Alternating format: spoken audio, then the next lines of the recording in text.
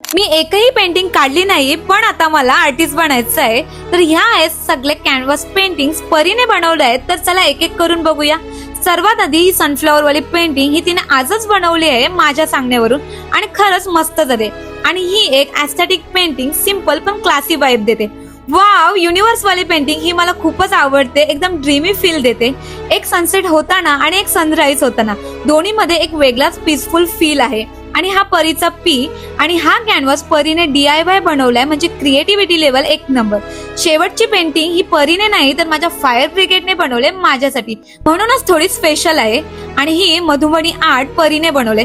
पण ऑनेस्टली सांगते, या सगळ्या पेंटिंग मध्ये मी एकही पेंटिंग काढलेली नाहीये, कारण मला पेंटिंग नीट जमतच नाही. पण आता हे सगळं बघून मला खूप इच्छा झाली पेंटिंग करायची. पण आता टाइम झालाय माझा ट्युशनचा. ट्युशन 4ला असतो, पण ही सगळी मुलं 15 मिनिट लवकरच येतात, कारण की त्यांना या पाळण्यात बसायचं असतो. आणि हीच नाही तर अजून बरेच जण येतात. आणि त्यानंतर येतो आमचा सुंदर असा देवारा. तर देवारा कसा वाटतोय आणि तुम्हाला कोणती पेंटिंग जास्त आवडली कमेंट मध्ये नक्की सांगा.